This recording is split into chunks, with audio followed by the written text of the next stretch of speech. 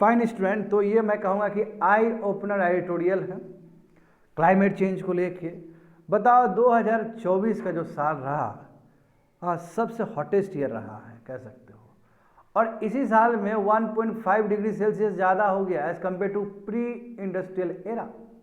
जो pre industrial era का बात करते तो हम लोग 1850 से लेकर 1900 लेते हैं ना, और उसके हिसाब से देखते कि अभी कितना बढ़ोतरी हुआ है, करेक्ट। तो देखोगे समझोगे इस चीज़ को, GS paper 3 ecology and environment. तो बच्चे लोग हमें याद करना चाहिए कि हुआ कैसे, क्रोनोलॉजी क्या है इसका। देखो बच्चे लोग, पेरिस एग्रीमेंट हुआ था 2015 में, हाँ, जहाँ पे फ्रांस और इंडिया ने बहुत ही एनर्जी दिखाया था कि हम लोग कुछ करेंगे क्लाइमेट चेंज को लेके, और यूएनएफसीसी फ्रेमवर्क के अंदर पेरिस एग्रीमेंट हुआ। अच्छा, यूएनएफसीसी कब आया था? रियो समिट 1992 वाला, ठीक है। अब यहाँ समझो कि उसी समय बात को रखा गया कि जितने भी प्री इंडस्ट्रियल एरा में जो भी टेम्परेचर था अर्थ का, उसके कंपेयर में कोशिश करेंगे कि 1.5 डिग्री सेल्सियस तक हम लिमिट रखें। यानी कि मान लो वो उस समय 14 डिग्री सेल्सियस था, तो 15.5 डिग्री सेल्सियस तक कोशिश करेंगे कि अर्थ का जो टेम्परेचर है उसको लिमिट करने का, या फिर 2 डिग्री मैक्सिमम हो सकता है, हाँ, 1.5 प्रिफरली, या फिर मैक्सिमम 2 डिग्री तक। मगर गजब बात यह है कि 2024 में ही बच्चे लोग 1.5 डिग्री वाला जो सेल्सियस है वो ब्रीच कर गया। तो आगे तो बहुत भयानक समय है, बहुत खतरनाक हीट होने जा रहा है। और इनफैक्ट ये जो डेटा है, ये हमारा आईएमडी ने भी इस चीज़ को प्रूफ किया कि हाँ सही बात है, 1.5 डिग्री जो सेल्सियस है वो ब्रीच हो चुका है। तो बहुत ही खतरनाक चल रहा है कह सकते हो। यहाँ पे देखो वर्ल्ड मेट्रोलॉजिकल डिपार्टमेंट, पहले तो ऊपर देखो 2024 क्या रहा, वार्मेस्ट ईयर रहा है रिकॉर्ड में।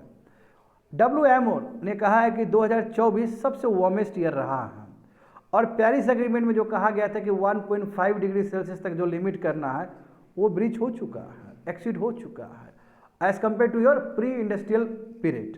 तो प्री इंडस्ट्रियल पीरियड मतलब क्या, 1850 से लेकर 1900 में जो भी उस समय टेम्परेचर था, वही मैं मान के चल रहा हूँ कि चलो 14 डिग्री था, मैं एक रफ आइडिया दे रहा हूँ तुम लोग को, 14-15 डिग्री था एक्चुअल में, मान लो 14 डिग्री था, तो मैक्सिमम कितना बढ़ना चाहिए, 1.5। और भी पीरियड कब दिया गया था, 2100 के लिए दिया गया, 22वीं सदी तक के लिए था वो। मत देखो 2024 में ये हालत हो गया। तो ये अलग बात है कि ग्लासगो समिट में भारत ने भी कहा, या बात के समिट में भी भारत ने कहा, पंचामृत का बात किया भारत ने कहा कि हम कार्बन न्यूट्रल हो जाएंगे। अभी रिसेंट टाइम में COP29 भी हुआ है, जहाँ पे फाइनेंस के लिए फंड भी बनाया गया, दुनिया भर का तामझाम हुआ है। बट देखो ना, प्रयास अपने जगह है, मगर रियलिटी देखो अपने जगह है। रियलिटी के हिसाब से प्रयास तो हो ही नहीं रहा है, बात समझ रहे हो। देखो तो आईएमडी ने भी बच्चे लोग, आईएमडी ने इस बात को रखा है कि सही बात है कि इंडिया के बारे में बोला गया कि वर्ल्ड का तो हॉटेस्ट रहा ही है, इंडिया में भी सबसे हॉटेस्ट ईयर रहा ही है। सबसे हॉटेस्ट ईयर 1901 में हुआ था, यानी कि 1901 से लेके अभी तक का जो सबसे हॉटेस्ट ईयर रहा है, मैं कह सकता हूँ कि 125 साल का हिस्ट्री में, 125 साल के हिस्ट्री में, समझ रहे हो ना, सबसे गर्मी वाला साल था आईएमडी के हिसाब से। और 15 साल अभी back to back recent 15 years लोगे, 1.5 डिकेड्स लोगे, तो 5 साल जो रहा है सबसे हॉटेस्ट ईयर रहा है 20th सेंचुरी का। देखो ना, बैक टू बैक रिकॉर्ड बन रहा है। हाँ, स्टिल अभी भी देखो, उसके बावजूद भी इंडिया अपना जो एनर्जी है सब ज़रा कहाँ से गैदर करता है, थर्मल पावर प्लांट से ही, कोल से ही करता है। अभी भी जानते हो 74-75%, कई आंकड़ा 74-75 कहता है, कई आंकड़ा 77 कहता है, तो 75 के आसपास मान सकते हो तुम लोग। अभी भी सबसे अधिक हम जो एनर्जी है ना कलेक्ट करते हैं वो भी कोयला को जला के ही कर रहे होते हैं, बात समझे ना। अब क्योंकि हम डेवलपिंग कंट्री है, हम तुरंत हम ट्रांजिशन नहीं कर सकते, जस्ट ट्रांजिशन इतना ईजी नहीं है हमारे लिए, समझ रहे हो ना। हाँ, ये अलग बात है कि इंस्टॉल कैपेसिटी रिन्यूएबल का हमने 44% बढ़ाया है, मगर इंस्टॉल कैपेसिटी और एक्चुअल प्रोड्यूस दोनों में अंतर है ना। और दूसरी बात है कि जो रिन्यूएबल भी हमने बढ़ाया तो उसमें लार्ज हाइड्रो भी हमने ऐड किया है। और दूसरी बात है कि लार्ज हाइड्रो एक अपने आप में डिबेटेबल इशू है, क्या लार्ज हाइड्रो रिन्यूएबल एनर्जी में होना चाहिए। लार्ज हाइड्रो का मतलब है displacement of people, displacement of forest areas. बड़ा बड़ा डैम बनाना, और 21st सेंचुरी में बड़ा बड़ा डैम बनाना कोई एक सोल्यूशन हो ही नहीं सकता है एनर्जी के लिए, क्योंकि एनर्जी का सोर्स सबसे बढ़िया 21st सेंचुरी में क्या होगा, विंड एनर्जी, सोलर एनर्जी है ना, बायोफ्यूल। हाइड्रोजन फ्यूल, ये ना होना चाहिए। बात समझ पा रहे हो ना। तो India is the third largest emitter of carbon dioxide equivalent. अभी प्रेजेंट सिचुएशन देखोगे तो इंडिया थर्ड में आता है। मैं हिस्टोरिकल इमिटर देखो तो इंडिया बहुत कम है, 2 से 3% है। अच्छा, मैं दोनों ही समझना है स्टूडेंट सबको। पहले तो हिस्टोरिकल इमिटर का बात करते हैं। हिस्टोरिकल इमिटर देखोगे तो सबसे अधिक किसी ने इमिट किया है तो वो तुम्हारा यूरोपियन यूनियन और यूएसए सब है ना। यूनाइटेड स्टेट्स और यूरोपियन यूनियन कहोगे तो लगभग इन्होंने 44% के आसपास किया है, 44-45% कह सकते हो। चाइना को भी जोड़ लो तो तीनों को जोड़ लोगे, तीनों ब्लॉक को जोड़ लोगे, यूएसए, यूरोपियन यूनियन, यूरोप और प्लस चाइना को जोड़ लोगे तो 60% के आसपास हो जाएगा। यानी कि 60% जो हिस्टोरिकल पोल्यूटर है ये तीनों ब्लॉक, समझ रहे हो। अभी प्रेजेंट में बात करोगे तो इंडिया प्रेजेंट में थर्ड रैंक में आता है, प्रेजेंट में। मगर हम तो अभी डेवलपिंग होना शुरू हुए हैं, हम तो और हमें तो और चाहिए, हमारा एस्पिरेशन तो बहुत ज़्यादा है। कूलर चाहिए हमें, डेवलपिंग कंट्री है, लोगों का एस्पिरेशन होता है तो कूलर चाहिए, तो उसके लिए एनर्जी चाहिए। तो रातों रात तो थर्मल पावर प्लांट बंद नहीं कर सकते हम लोग। देखो वही चीज़ बताएगा कि इंडिया अभी के हिसाब से थर्ड लार्जेस्ट इमिटर है कार्बन डाइऑक्साइड का। समझ गए ना, यूरोपियन यूनियन से आगे निकल गया। अभी प्रेजेंट बोल रहे हैं तो प्रेजेंट सबसे ज़्यादा इमिटर कौन है? चाइना है। कितना है? 31% है, समझे। और यूएसए अभी भी सेकंड में आता है बच्चे लोग, जबकि यूएसए का जो पॉपुलेशन है भारत का 1/4 पॉपुलेशन है। भारत का लगभग 142 करोड़ है और वहाँ 32 करोड़ है। तो देखोगे 1/4 पॉपुलेशन हमसे कई गुना ज़्यादा कार्बन डाइऑक्साइड इमिट कर रहा है। तो और इंडिया थर्ड में आता है, इंडिया जस्ट 8% कर रहा है। तो जो हिस्टोरिकल पोल्यूटर तो वो है, तो ज़्यादा जिम्मेदारी उन लोग के ऊपर बनता है। मगर फिर भी इंडिया काम तो बहुत अच्छा कर रहा है इसमें। क्लाइमेट जो चेंज को लेके जो इनिशिएटिव भारत ने लिया है वो अपने आप में खास बात है, समझ गए। आगे देखो, हाँ, मगर दिक्कत ये है कि अभी रिसेंट टाइम में बच्चे लोग, जो कि हम तुमको एडिटोरियल में पहले भी बताए हैं कि रिसेंट टाइम में फॉरेस्ट सर्वे हुआ था, आया था 2023 का जो रिपोर्ट आया था, तो उसमें हमें क्या पता चला कि पहली बार हम लोग लगभग 26% फॉरेस्ट कवर हुआ है, जबकि 1988 में हमारा जो नेशनल पॉलिसी था फॉरेस्ट का, उसमें हम लोग 33% का बात किए थे। सही बात है। तो इस बार हम लोग 26% के आसपास पहुँचे, 25% से आगे 26% गए हैं। बस सबसे बड़ा सवाल ये है कि आप फॉरेस्ट बोल किसको रहे हो? आप प्लांटेशन को फॉरेस्ट बोल रहे हो, है ना। तो प्लांटेशन तो कभी भी फॉरेस्ट वाला इकोलॉजिकल सर्विस तो प्रोवाइड कर ही नहीं सकता है, इतना बायोडाइवर्सिटी को सपोर्ट कर ही नहीं सकता है जितना एक फॉरेस्ट करता है। फॉरेस्ट तो एक क्लाइमेक्स कम्युनिटी ना है जी, हाँ। और तुम प्लांटेशन को भी फॉरेस्ट बता रहे हो, तो इसलिए जो एक्सपर्ट है, जो इन्वायरमेंटलिस्ट है, वो इस चीज़ के लिए खफा है और इस चीज़ को मानने के लिए बिल्कुल तैयार नहीं है कि सच में इंडिया में इतना tons of carbon sink generate हुआ है। वो बोल रहे कि आप प्लांटेशन लगा रहे हो, है ना, और प्लांटेशन आप फॉरेस्ट में बोल रहे हो, तो कैसे हम मान लें कि आपने एडिशनल कार्बन सिंक इतना जनरेट किया है? तो वही चीज़ यहाँ पे लिखा गया है। देखो, एक्सपर्ट का ये मानना है कि भारत का जो कार्बन सिंक है वो ख़त्म हुआ है, इनफैक्ट कम हुआ है, क्योंकि बहुत सारे एरिया में फॉरेस्ट कट हो रहा है अभी भी डेवलपमेंट के नाम पे।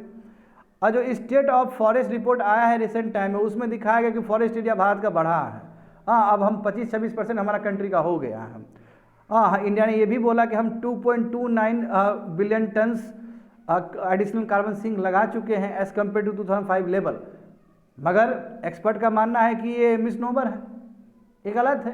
क्योंकि प्लांटेशन कैसे हो सकता है एज अ फॉरेस्ट, और कैसे वो सेम इकोलॉजिकल सर्विस प्रोवाइड करेगा जो फॉरेस्ट प्रोवाइड करता है? ऑर्किड्स कैसे हो सकता है फॉरेस्ट, क्योंकि उतना डाइवर्सिटी को वो सपोर्ट ही नहीं कर सकता है। बात समझ रहे हो ना, ये चीज़ है। तो इंडिया देखो, अभी भी इंडिया का जो अभी डिपेंडेंसी है कोल पे अभी भी लगभग 75-77% है स्टिल। अभी भी रिन्यूएबल पे बहुत कम है। हाँ, अभी सोलर एनर्जी देखो तो कितना ही, सोलर एनर्जी तुम्हारा 6-7% है, विंड एनर्जी भी तुम्हारा लगभग वही तुम्हारा 5-6% है, न्यूक्लियर एनर्जी देखोगे तो 2 से 3% है। हाइड्रो जोड़ दोगे तो थोड़ा सा, लार्ज हाइड्रो सब जोड़ दोगे तो थोड़ा हो जाएगा, थोड़ा अच्छा खासा। लार्ज हाइड्रो को लेके भी तो विवाद होता है। तो वही यहाँ पे लिखा गया कि इंडिया का कोल डिपेंडेंसी अभी भी बहुत ज़्यादा है। ऑन द अदर हैंड हम मानते हैं कि जो हमारा इंस्टॉल कैपेसिटी है रिन्यूएबल एनर्जी का वो 46% हुआ है। वहाँ इंस्टॉल कैपेसिटी और एक्चुअल पावर जनरेटर दोनों में अंतर है ना। और अभी तो लंबा समय तक हमारा थर्मल पावर प्लांट यानी कोयला लंबा समय तक एनर्जी का वो सोर्स रहेगा, तो रातों रात तो बदलने वाला है नहीं। और जबकि ये 2024 हॉटेस्ट ईयर हो चुका है, तो अर्जेंट नीड है स्टूडेंट। और सभी कंट्री को अपना एनडीसी, जितने भी कंट्री आए थे पेरिस एग्रीमेंट में, हाँ, जो भी COP के हिस्सा रहे हैं, कॉन्फ्रेंस ऑफ पार्टीज के हिस्सा रहे हैं, सभी को अपना एनडीसी बदलने की ज़रूरत है। जानते हो रेशेट मैकेनिज्म भी बताए हैं, 5 साल बाद रिव्यू करना पड़ता है, तो उससे पहले ही रिव्यू करने की ज़रूरत है जिस हिसाब से क्लाइमेट चेंज हो रहा है। आगे देखोगे, देयर आर 2 मेजर प्रॉब्लम्स, 2 बहुत बड़ा प्रॉब्लम है। जैसे एग्जांपल देखो, सोलर और पावर, जो विंड पावर है, अब इसके लिए जो स्टोरेज कैपेसिटी होना चाहिए उसका कमी है। तो यहाँ पे ध्यान दे भारत कि कैसे विंड एनर्जी और सोलर एनर्जी को टैप करके स्टोर कर सके। और दूसरी बात है ग्रिड स्टेबिलिटी।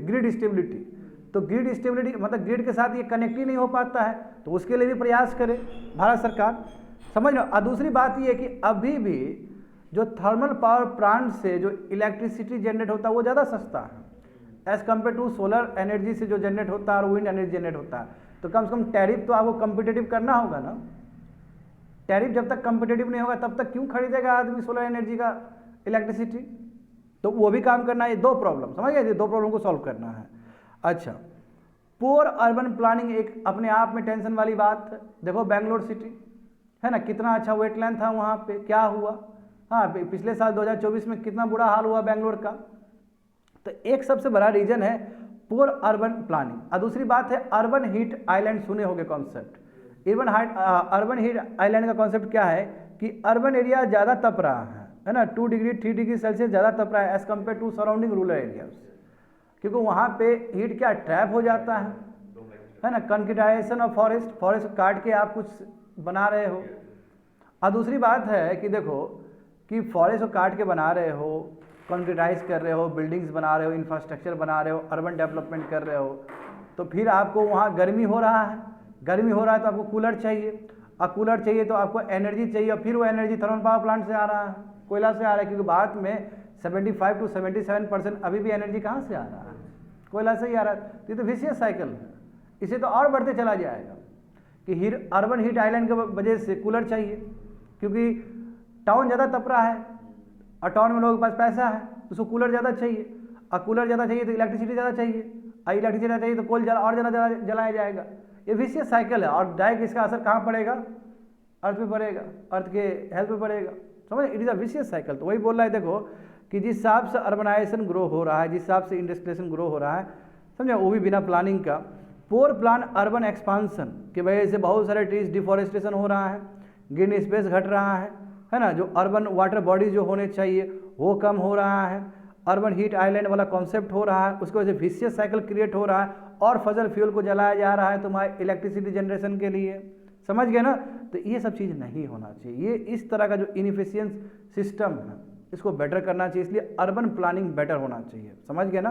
तो all the above mention things require India's policy maker, इसलिए नीति आयोग को या पॉलिसी मेकर्स को बेटर तरीके से डील करना चाहिए, क्योंकि जो क्लाइमेट एक्शन है वो केवल पढ़ने वाला चीज़ नहीं है, इस पर काम करना पड़ेगा। क्योंकि 2024 जब सबसे हॉटेस्ट ईयर हो गया तो और क्या प्रूफ चाहिए आपको, समझ गए ना। That's it.